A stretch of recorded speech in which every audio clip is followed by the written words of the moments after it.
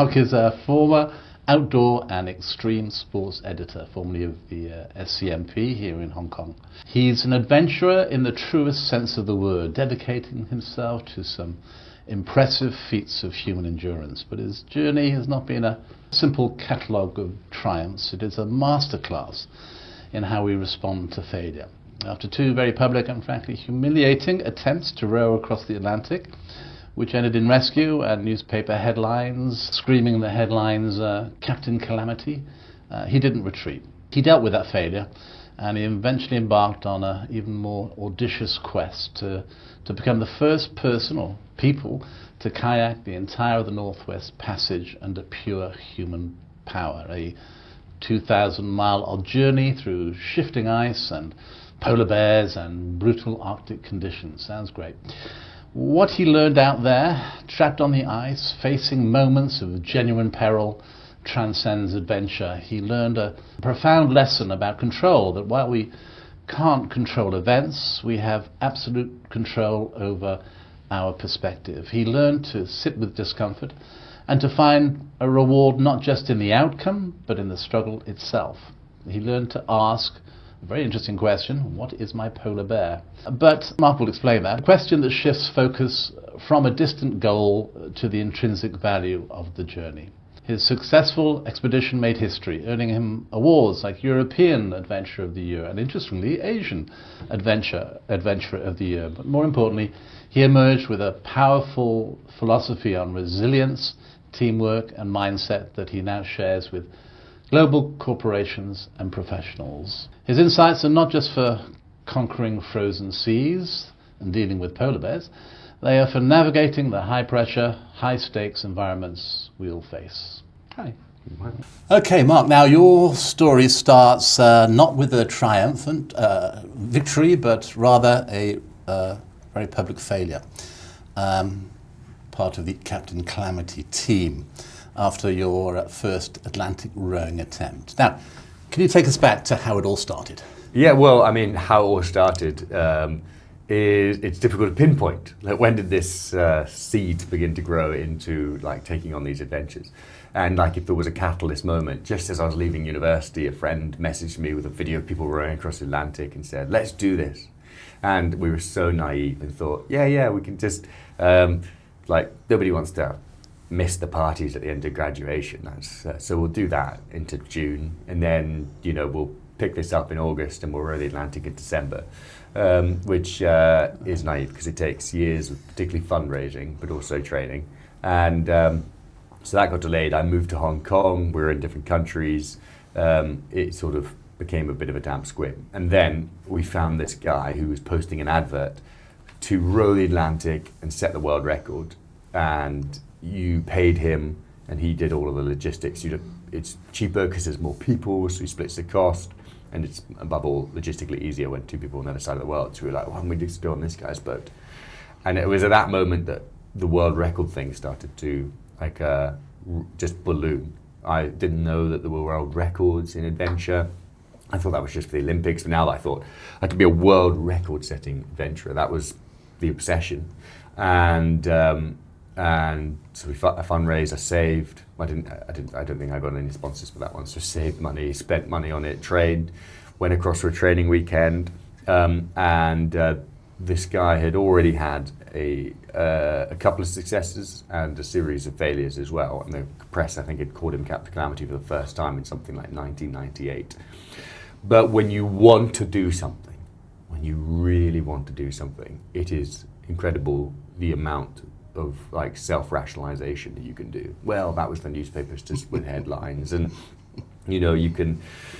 That's human nature. You can talk yourself into anything, really. Yeah. And even the week of the when we got to the Canary Islands and we were preparing the final preparations, as a group we'd sit there with him and everybody would talk about how excited they were, and then maybe two of us would go to the supermarket. As we went there, we'd say like, "Mate, does that look okay? Does that feel safe?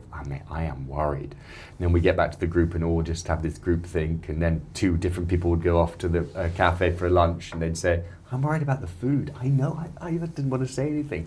So everybody was amazing, this sort of cognizant dissonance where we were recognizing it and also just willing it to be okay. And it wasn't okay. We had microwave casseroles as our main food. There's no electricity on board. They tasted like sick. How did you microwave them? We didn't. Oh. So these cold microwave casseroles. Gotcha. And the calories were very low. Even if you divided them by everybody on the assumption that we broke the world record, they would be something like 2,000 calories a day. And you need 6,000 calories a day. So we went and bought all of these like nuts and salami and olive oil, things that wouldn't go off. And I was like looking at this salami, nuts, olive oil thing and thinking, I'm about to try and set the world record on a middle-class antipasti. So we set off, and the big problem was the hatches. So I don't know if you've been on like a yacht or something, but you usually have like a hatch, you come into the door, you shut it, and then you go, and it's water sealed. Yeah. And they're the same that you get on, every ocean rowing boat in the world except for this one, where we had he'd cut the square out to be the door, and then he just kept the square piece of wood and used that to like slot it in and out as like a door. So a hole in the boat. Yeah, so basically. The water was, when waves broke over, they were filling up, and I was in the front cabins, which are better, a little bit damp, but better. But the guys in the back cabin were like rowing for 2 hours and sleeping for 2 hours in like sloshing around water, and one of the guys, like his kidney started to fail, and so we called for a rescue on like the second morning. It was like 48 hours or something like that, and got helicoptered off and ended up in our own Captain Calamity headlines. Captain Calamity and crew trapped in Spain after leaving passports on an abandoned catamaran was the Daily Mail. I shouldn't laugh, but it is quite funny. It was funny. It was funny. And like it was easy to take because it was sort of like such an obvious mistake, and the decision was so binary, and there was no like should we, shouldn't we go on. And yeah, I've spoken to teammates after. Everybody just put their head in the sand for a while. There was like an initial anger. We're going to go to the press, but we're not. But I've spoken to them afterwards, and like everybody was just like racked with guilt. One of the guys had like convinced some of his friends and his brother and his son to come on board, and engaged in the same. And he gave me a quote for the SCMP. That's why I feel like he's when I wrote a story about it, saying something like he just put his head in the sand, and I was doing the same. We all were doing the same. So nobody really like spoke about it for a long time. It's 10 years ago this year.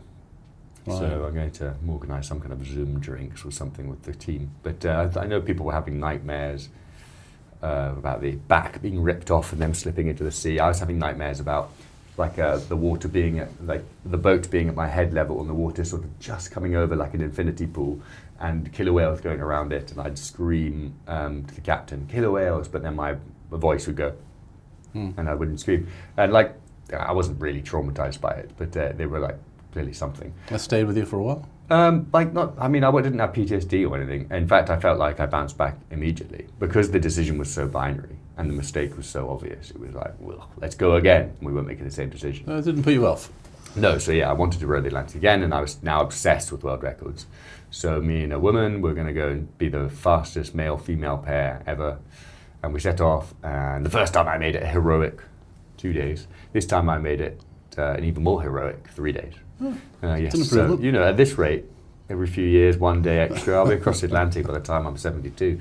But this one was like, there was a lot of ambiguity. My teammate was going to get off because she was struggling with adjusting to life at sea, and the boat was coming to come pick her up, and it took sort of 36 hours.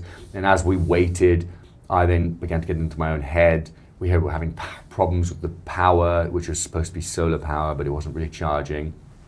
Am I crossing an objective risk to a reckless risk of rowing the Atlantic without the proper equipment because it's not working? In hindsight, it could be something as stupid as like, if we just got further south and in a couple of days the solar panels would work better. So these kind of,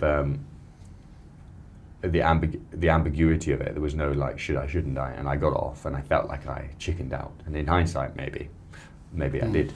But that was the experience level I had at the time. And that gutted me. Yeah. Because it felt like it was my choice. It was 2 times, that must be about me. And that like wrecked me for a long time. So how did you feel? In what way? How did it show itself? I was like, I wanted to do something again. but I didn't want to. So I was like, I wish I still wanted to do adventures, but now I just don't, because I just was terrible and all the effort and for nothing. And I felt like some other people were not taking accountability. I was desperate for like somebody to acknowledge like their role in it, not my teammate, like other people who I'd like spoken to on the radio on shore, and you know, I had this idea I was going to be this tough explorer and break world records, and I wasn't even like, you know, I guess I did say I'd be in the Atlantic for less than 30 days, and I was, so maybe. So all of these things are swirling around, and yeah, it just felt like basically rudderless. And it wasn't like I was depressed, but I was just sort of like, flat.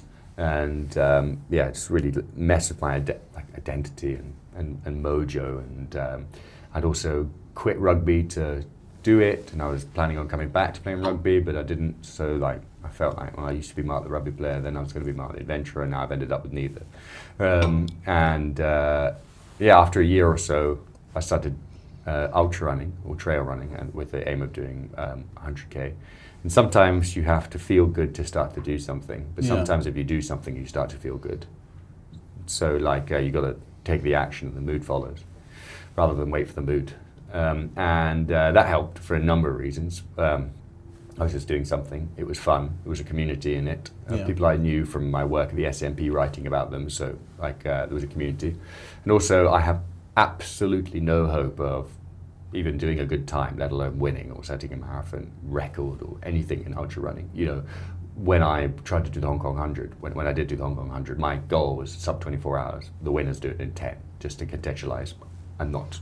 So there was it released me from the extrinsic world record thing that had ballooned in my head. Right. So I could just enjoy pushing myself, challenging myself, being out in nature, being part of a community without this like self-imposed Damocles sword of become a world record setter or bust.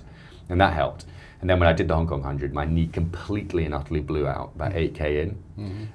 And it was almost perfect, because I thought, like, I have to finish this no matter how long it takes. And I walked, and it was incredibly painful, and every time I went downstairs I was having to hobble sideways like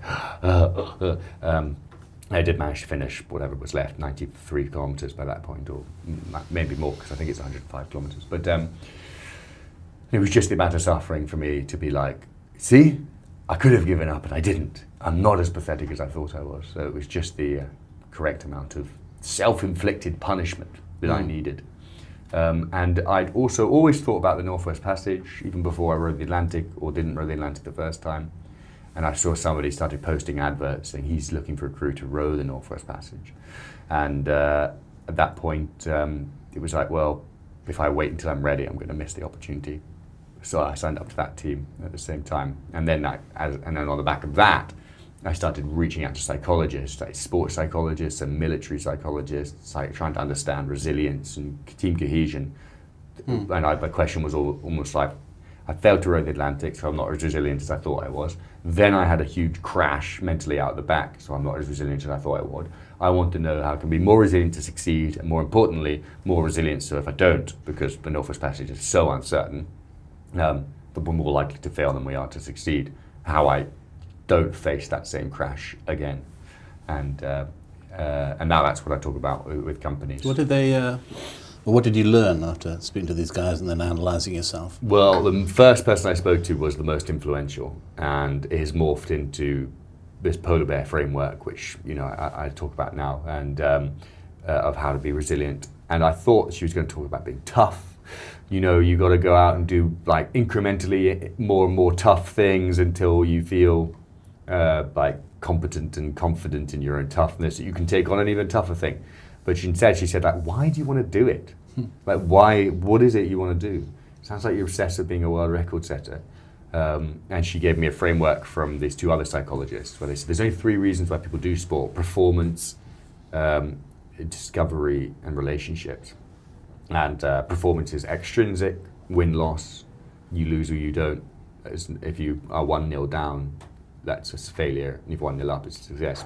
Discovery is about new experiences, exposing yourself to new experiences, and relationships, like doing it with a team or with your dad or whatever. It just clicked in my head, that language, somebody just explaining it back to me. I'm like, yeah, I'm in it for discovery and I'm in it for relationships. Why did I start to think I wasn't in it for world records just because one random guy posted an advert? And as soon as I realized that, like the adventure is what I was interested in, not the world record, it just clicked in my head and really helped me. And initially I thought it was going to be like a bubble to protect me from failure. Well, I want the performance, but if I don't get it, at least I can say I had the experience and the relationships as sort of a fallback. So diversifying my portfolio of motivations so that I wasn't fully leveraged on the outcome. But by the time I actually got to the start, I realized that it wasn't like a fallback option. It was the thing. I wanted to be there for the adventure. And this is morphed in my polar bear framework. I'm trying to define what a journey is. If you're told to love the journey, not the destination, how would you define a journey? What would be your definition of journey? I'm asking you now. Oh, I don't know. Well, in my case, getting from point A to point B, but I don't know. I mean, yeah. Well, that's the problem. You can't define a journey without the destination, because it's the journey, not the destination. Then you define journey as A and B. Yeah. So I was like, what are the intrinsic motivations that I can say? If I didn't get to the end, I can define the journey on my own terms, and it's a sort of an evolution of that narrative performance. So it's become challenge. So it's like performance, but it's not intrinsically motivated, because I can say I challenged myself even if I didn't get to the end. Experience, I want to be immersed in nature, and if I don't get to the end and I say I was immersed in nature, then I'm happy. Relationships, camaraderie, like if I can say I have an experience of camaraderie, and all of them need the end. The challenge certainly needs the end. The camaraderie, it's friendship if there's not like a shared goal. It's suffering for the goal, it's camaraderie. And that means I enjoy it. I'm here to be immersed in nature, to challenge myself. So when I'm faced with an obstacle, it's not like I have to get through it. Oh, tomorrow's going to be hard, 40 miles of kayaking in the cold. I have to get through it if I really want to get to the end. So no, I want to be in it because I'm challenging myself and I'm having an amazing time in nature, and camaraderie, we're all pushing ourselves for each other. That I want to do it. What fun. And then you don't need to be tough. If you know your why and you're enjoying it, you don't need to be tough. I don't need to be tough enough to get through something I'm having fun on. And so of course I go tomorrow. And I never had to be tough again. Of course it was tough. Okay, I did have to, there was other elements to it about sitting with discomfort, getting comfortable being uncomfortable, physically training to be prepared for it. But it all came back down. So if you're particularly tired and looking miserable, there's a lot to it. But if somebody said, "Are you okay?" I'd be like, "Yeah, this is what I came for. I'm having a lot of fun." So if people say, "What are the worst days and what are the best days?" and I'm like, "They're the same days." Same days? Yeah, there's like a couple of notable exceptions. Well, take us through that briefly. The adventure itself. So the Northwest Passage is the route that links the Atlantic to the Pacific. If you want to go from the Atlantic to the Pacific, you can either go under South America, you could go under Africa and all the way around, or you could go over North America through the Canadian archipelago. And Britain in particular was obsessed with the idea of it because they couldn't go under South America because it was Spanish. They couldn't go under South Africa because it was Dutch. Maybe if we have a shortcut over the top, then we can go to Asia quickly. I seem to recall we made quite a few efforts over the centuries to try and get through, not very successfully either. Starting with there's a guy called John Colbert, sent by Henry VIII. But then in earnest, it starts with Martin Frobisher, who was sent by Elizabeth I. And when he met the Inuit, that is the equivalent of the Mayflower meeting the Native Americans, and it's Canadian Thanksgiving. So it's, but then it really, is that right? Yeah, it really accelerates in the 19th century. Britain sends countless people, including the Terror and Erebus. All of the crew disappear. Nobody knows what happens. They spend years trying to find them. Bit by bit, they're piecing together what happened. It becomes increasingly clear they all ate each other. But in a time when the British are civilizing the savages, it doesn't do well for PR Not good press. For the British Navy to be eating each other. Yeah. I say all of that in inverted commas. So everybody denied it. I mean, even Charles Dickens was writing huge op-eds in newspapers saying, like, how can we trust the word of these savages against the British Navy? And look at Franklin's record of honourable suffering. So, but that's what happened. But even now, I mean, it's such a remote region. They're like taking years to piece together stuff. I mean, the British Navy spent lots of time in mine, and then private people, and then Franklin, the captain's wife, spent time putting together private expeditions, and they didn't find the ships until 2012 and 2016. And even now they're piecing together stuff. We camped somewhere which was probably 20, 30 miles in a straight line to the wreck of the Terror. And I thought, so much of the Northwest Passage is beautiful, but this place is grim, and this is probably where they died. And then the year after we finished, they found the captain of the Erebus's skull, like maybe within 2 or 3 miles of our camp. So it really was where they died. And that continues to put together, he must have gone overland to try and, I don't know, get north for an ice-free area or something. So that's the Northwest Passage. And in the last decade, 15 years, it's been opening up because of ice, and the adventure world has been thinking, can somebody get through by human power? A rowboat, a kayaking boat, some kind of human power boat. One guy made it through over 3 years, like rowed a little bit and came back, rowed a little bit and came back. Slightly different definition of the Northwest Passage to us. So if I was to really die on the hill of what is the Northwest Passage, say he didn't do it, but it doesn't matter to me. So we were like, can we do it in one go? And even as we were trying it, there were 2 boats racing us, a rowing boat coming behind us, and a rowing boat coming from the other end, and us kayaking as well for this sort of polar race, like in the style of Scott and Abbotston going for the pole.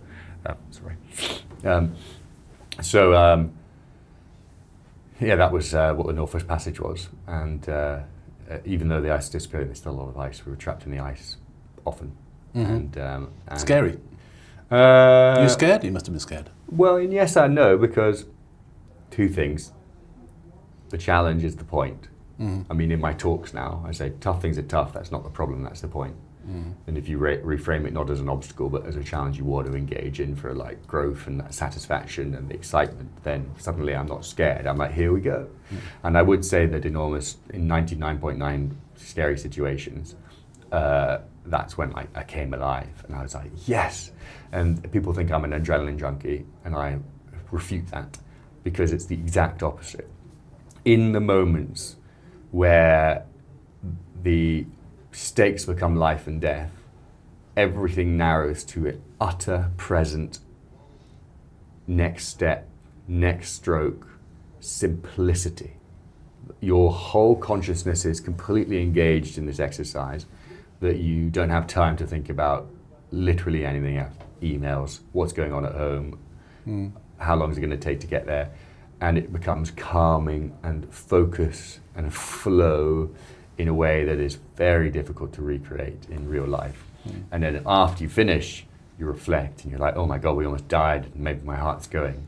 So it is the opposite. And I've heard people, rock climbers, Alex Honnold, who's climbing El Capitan without ropes, say it like it's about calm and focus and not about adrenaline. So not so much scared, but the things I was scared of was one day when we were trapped in, entered a very narrow passageway with an incredibly strong tide, and there was a lot of ice in there, and that we'd been told by our shore team to go at this certain time because the tide would be with us, and they got it wrong, and the tide came towards us, and that was like literally millions of tons of ice rushing towards us on the tide, and it was like, we have to get to shore in the next couple of minutes or we're dead. And we got to within 50 meters of shore, and we're sort of floating behind an outcrop of rock, trying to decide whether to make the final dash or float behind the outcrop and wait for the ice to pass. And we made the dash, and I was screaming my daughter's name in my head, trying to give myself any extra energy to get to shore. And that, because it was a human error, didn't feel like part of the adventure. That was one time where I was scared. And the other ones were often polar bears. And my teammates would all say I was the most paranoid of polar bears. And aren't they lovely, lovely, white, fuzzy? Yeah, I just want to go over and spoon them. Curly things. Yeah. Tell me about the polar bears. Well, we saw a lot of polar bears in the first half. And I'd say I was the most paranoid. My teammates were American. Eileen grew up in Alaska. She's way more used to having apex predators around. So maybe that's why. Or maybe, So I was definitely, but again, I wasn't scared. I was just, I'd say I had a sense of urgency, which my teammates were. Nicely phrased. Yeah. Is that rephrasing? Yeah. That's me reframing it. Almost all of them were amazing and beautiful and stuff. But one that scared me was we overtook it as we went south, and it's walking along shore. So when we set up our tent, we know that sooner or later it's just going to like continue to plod. It will appear. And when it did appear, we shouted, and most of them we shout and they run away. And we shout and we make noises, and it looks like, oh, it's just humans or whatever, or it doesn't seem bothered about us. So it keeps walking. And the slow, like 500 meters, 400 meters, 300 meters, like gave plenty of time to think about what is happening. So it's almost different to when the full consciousness is completely engaged in the next step and the next step. There's like, hey, it's getting closer, guys. And my teammates were getting undressed and changed into their clothes because they're like, oh, they always go away. And I'm like, I think people need to have a little bit more urgency. There's the world's biggest apex predator coming towards us. And even if it hadn't been aggressive, it could have, like, I don't know, swiped a tent or stood on a kayak and the trip would have been over.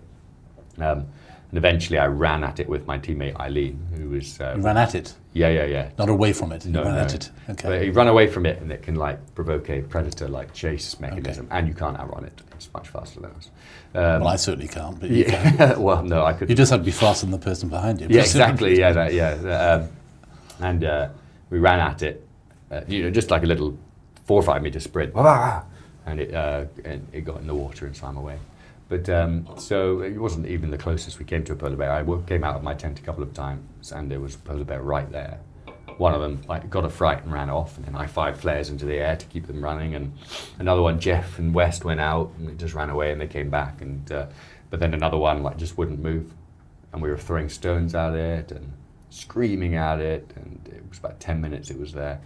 And it was yawning, and I just watched like a thing before I went that yawning was a sign of showing its teeth. So I was going, "It's yawning! It's yawning! Everybody move back!" And my teammates would go, "It's Don't not panic, threatening. It's just..." And like Wes was even taking like a selfie video, and so it was definitely a contrast in terms of my paranoia. Right, so you're being Clive Dunn out of Dart's Army, and your friends there taking a selfie with you. Yeah. I'm going, don't panic, and like you're taking a selfie, and Eileen's going in and out of the tent to take to get us clothes and stuff like that. Like, oh, you look cold. And ultimately we were fine. So maybe I was overly paranoid, but people say if it's brown, lie down. If it's black, fight back. If it's white, good night. It's saying like if you see a polar bear close, it's game over. But I mean, that's not the case. You survived. Yeah, lots and lots of polar bear encounters. I survived, but they were amazing. Oh God, they were beautiful. Like when I was like thinking of a particular day, where maybe I can't remember the name of the islands. Maybe they're the Tasmania Islands, or where there's a very narrow gap between the land and the islands, and we were coming into them. I think this is the day, and we were quite far offshore, and as they're walking. One with 2 cubs just walking across the rocks in the other direction, and there was so much time to just watch and observe them as we were going just from a distance, and I just thought, oh my God, this is amazing. And another time where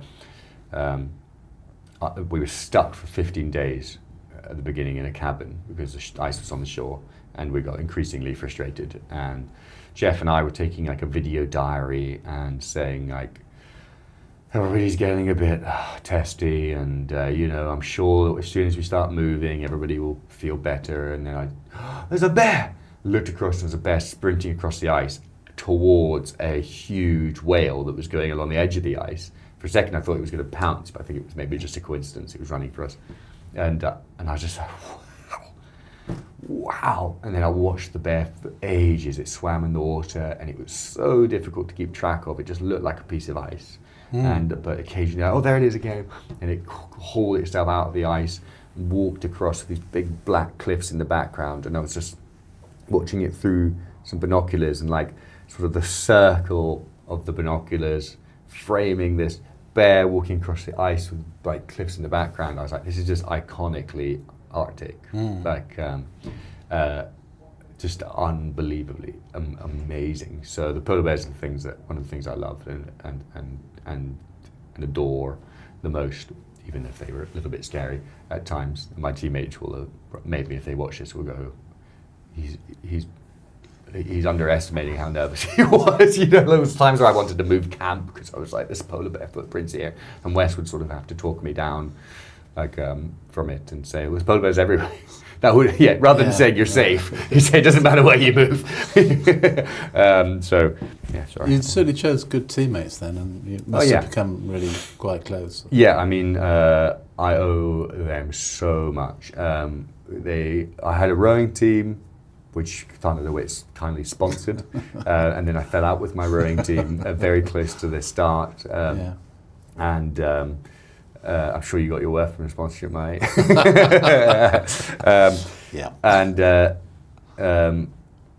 And so I called West and Jeff and Eileen, and I said, "Can I come with you? I know you need an extra person." And they took a big risk because I didn't really know that much about kayaking. I had done kayaking, but they took a risk. And when I got there, I was much slower than them.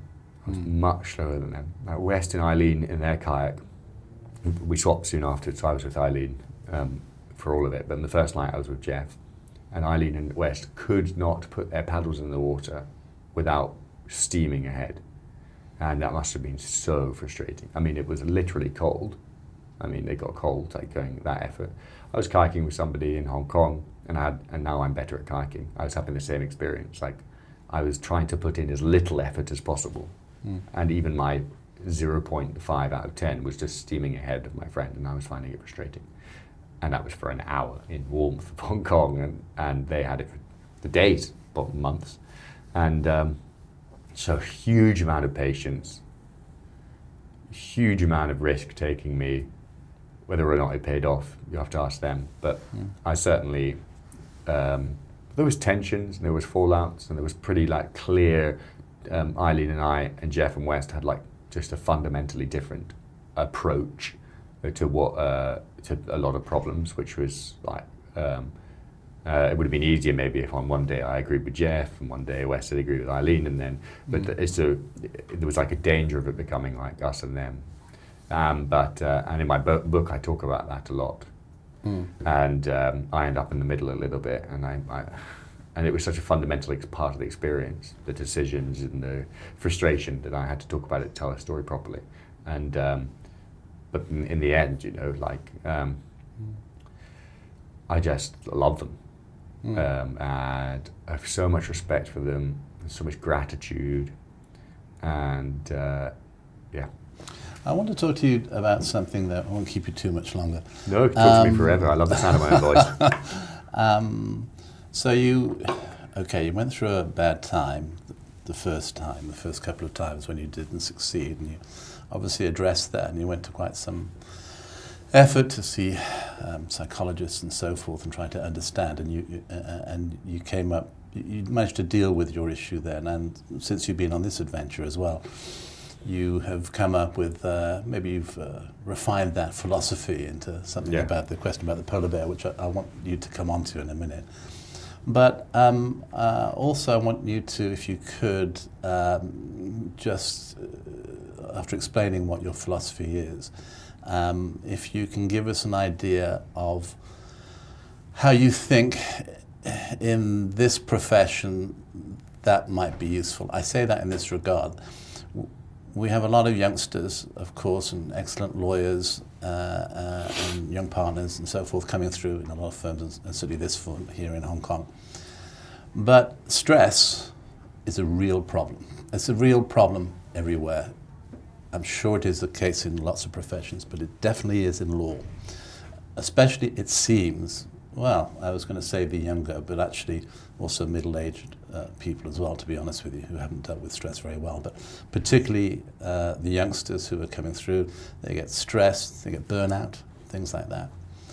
Now, I was growing up in the 70s and 80s, so I have a certain philosophy, which is, you know, get a grip, pull yourself together, sit down, have a cup of tea. Now, my son says to me that that philosophy probably isn't quite as effective as it once was, and I should try something else. Anyway, with this in mind, can you tell me about your philosophy that you've developed? So yeah, it's now the Find Your Polar Bear philosophy, which is like the title of my keynote and whatnot. And polar bear is is it mnemonic? Is that the right word? Where each letter stands for something. You're going to test me on my own one. Pursuit, ownership, live and thrive in uncertainty. Adapt, relationships, bold, experiences, accept the challenge, repeatable and consistent. But the overall philosophy that like ties it all together is what we spoke about before, and that is finding a way to reframe challenges from an obstacle you have to get through to something you enjoy, by asking yourself not what's the outcome, but say, is it a challenge, is it an experience, or is it a chance for relationship? And then for me, as I said, I love the polar bears. Nothing represents the challenge, the experience, the relationships, like coming face to face with polar bears. So I now ask myself, not what is my next world record, but what is my next polar bear? And if I remember this, if I could take another adventure or work, if I remember like to hang my hat on one incredible, amazing experience, challenge or relationship, I can always come back to that intrinsic motivation. But within that, you know, I'm not a psychologist, so I'd say speak to a psychologist in full if you really are stressed. But one thing is, you know, stressful things are stressful. So stress is a normal reaction to have. And I was stressed after the second failure, very stressed. And then I layered that stress with guilt for feeling stressed. I shouldn't be feeling stressed. I'm supposed to be a hardcore adventurer. I shouldn't be upset. I'm supposed to be a hardcore adventurer. So not only was I dealing with the actual problem, I was dealing with my reaction to the problem. What I should have said is, stress is a normal reaction to have stressful situations, expect to be stressed, sit with the discomfort of that stress, and then focus on what you can control. And the irony is, or at least I've found, when I sit with it, accept it, it loses a lot of its power. It's only by fighting it that I feed it. So yes, like at work, I'm sure you guys like work long hours sometimes. Maybe there's a huge client or a big problem, and it's going to be stressful. So don't feel guilty about feeling stressed. Accept that that's or overwhelmed or friction with your teammates, whatever. It's just. And the title of my book is "There Will Be Headwinds," because that became my like mantra in the Northwest Passage. There will be headwinds. I can't expect to do something tough and never have to face headwinds. The idea of getting frustrated with headwinds is a waste of energy. You might as well get frustrated with getting frustrated with the weather when you're outside is ridiculous. So there will be headwinds, accept it and focus on what you can control. And focus on what you can control bit is very difficult because it's so tempting sometimes to squeeze harder. And I would say that lawyers are particularly bad at this because the whole setup of your business is more hours. You bill by the hour, so the more hours, the more money. So you've been for your whole life, the more I put in, the more I get out. And this is a difficult problem. So if I put in more, if I squeeze tighter, if I try and control it more, then eventually I'll get a grip to it. Where actually sometimes you've got to recognize the things you can't control and let go of that and then focus on what you can, and differentiating them is very, very difficult. And that's hard for a lot of people. Yeah, and it's sometimes difficult because it feels like maybe the more you're doing, the more you're helping. And like letting go of what you can't control feels like giving up, especially if you've already invested a lot of energy in the sunk costs. Like if I let go of this, all the year of working up to it is going to be a waste of energy. But adapting is not the same as quitting. Can you adapt? So yeah, I mean, my process for adapting is imagine a different outcome, adapt to make it a reality, ask for help, focus on what you can control. And if you can imagine, adapt, ask for help, and focus on what you can control, then adapting becomes more than just randomly changing course. But asking for help from people who are experienced, but also people who are going on the same journey as you, and then you can have like a lot of people don't ask for help. I don't know how they look inwards and they panic, or they feel that they can deal with it themselves and want to deal with it, and that it's some sort of failure if you ask someone else for help, which is of course completely wrong. But they've got to come into a different mindset. People think being tough and being resilient are the same words. Being tough is not the same as being resilient. Being tough is a component of resilience, and resilience has many, many components. Toughness is the ability to persevere and grit your teeth. And that's obviously required in resilience. But within resilience, you also have the ability to adapt, the ability to give meaning to the suffering, the ability to engage in a community, the ability to let go of what you can't control, the ability to persevere, which is toughness. But if you have too much toughness, then you're not going to ask for help. We know of people who are so tough, they're not going to adapt. They're going to say, no, I'm going to grit my teeth and get through this. It's like, no, that's you banging your head against a wall. You're not going to be able to find meaning in it.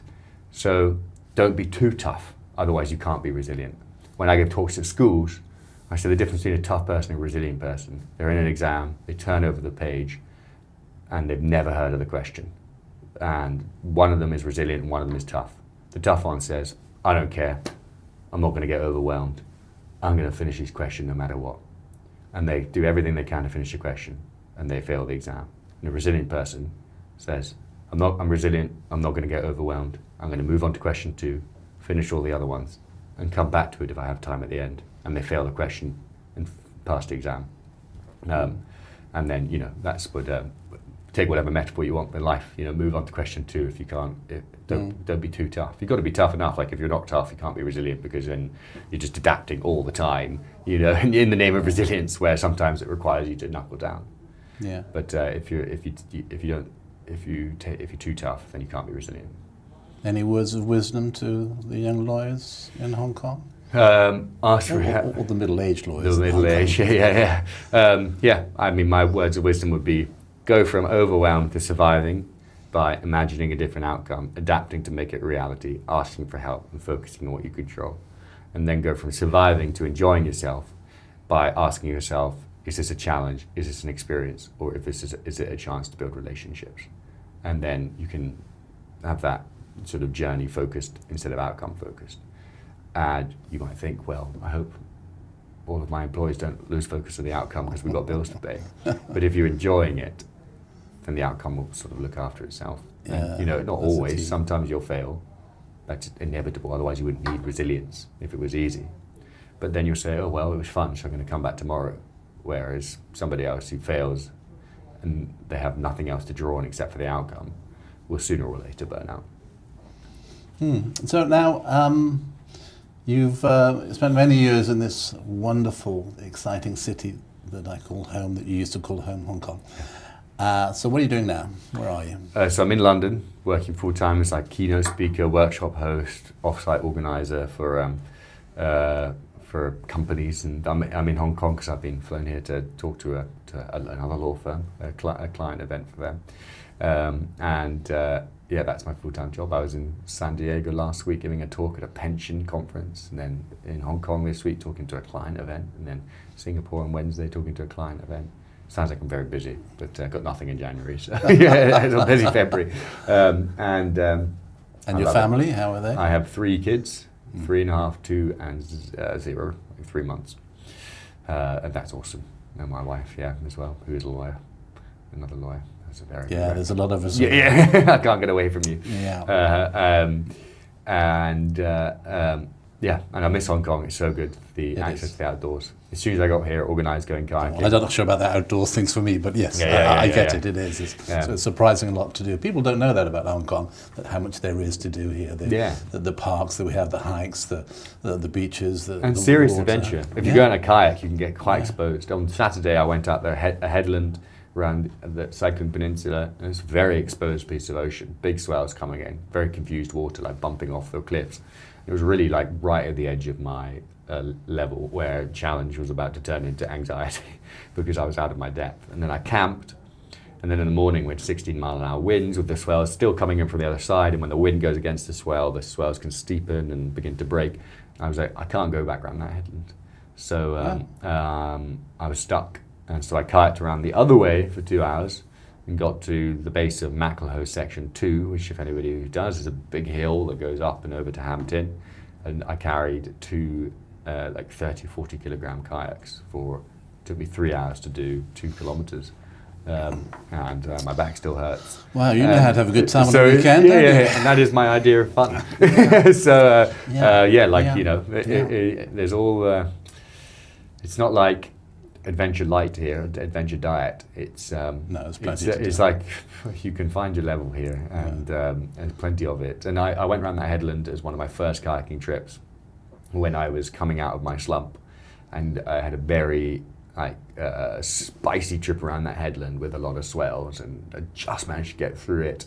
And I had this immediate sense of euphoria where I thought, this is what I'm thinking about when I think about relationships and experiences, and like nobody's going to write a headline about this. It's not about the world records, but I've just had the ultimate adventure, challenge, and immersion in nature, and pushing myself and being at the limit in this incredible environment. And that was like a real, I'd learned the theory of the performance discovery in relationships, and then that just stuck with me, and it was amazing. And I always thought it probably wasn't that bad conditions. It was just because I was new to kayaking, and now I've done the Northwest Passage, it'd probably be fine. Then I went around the headland this time, and I was like, holy crap. What was I doing? I must have been really out of my depth the first time, because this time it's still scary out here. Yeah. Last question. So what is your next polar bear? So experience, challenge, relationships, the three aspects of adventure that I was speaking about. And because there's three, the Northwest Passage had all of them. I challenged myself, I had an experience in nature, and the relationships was camaraderie. But you can, for me at least, I can pick and choose with them. So with the three young kids and the period of my life, I'm moving away from challenge and trying to focus more on relationships. Northwest Passage relationship is camaraderie, which requires the challenge. They're sort of symbiotic. But there can be other kinds of relationships.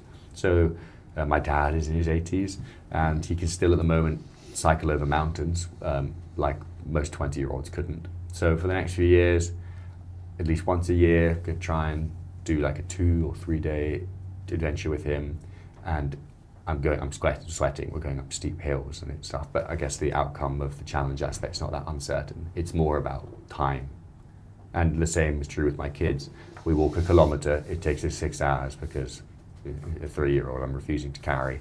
But it's about relationships, and that's the aspect of adventure I'm leaning into in this phase in my life, so I can still find it rich and rewarding. And often people go, I literally get the question like, how do you top this? So, well, I don't top it, I just lean into a different aspect of adventure. In time, when I go back to the challenge aspect, maybe in a couple of years or more, there's different ways to provoke challenge. Like the Northwest Passage was, you can do it by will or by skill. I didn't really have the skill of a kayaker. It was all last minute. By will I did it. I grit my teeth. And the harder it got, the more you could dig in and have more willpower. But I'd be interested in adventure by skill, like rock climbing, for example, like a multi-pitch rock climb. If I lived in Hong Kong, I would like set the goal of trying to rock climb up Lion Rock, which would take a morning or something. But it would take me 12 months to get good enough at rock climbing to do it. And it wouldn't be about like, just grit your teeth and get through it. I'd have to learn the ropes, and I'd have to learn like the handholds, and I'd have to move up the grades to get to 7A or whatever it is up there. I actually don't know the grades.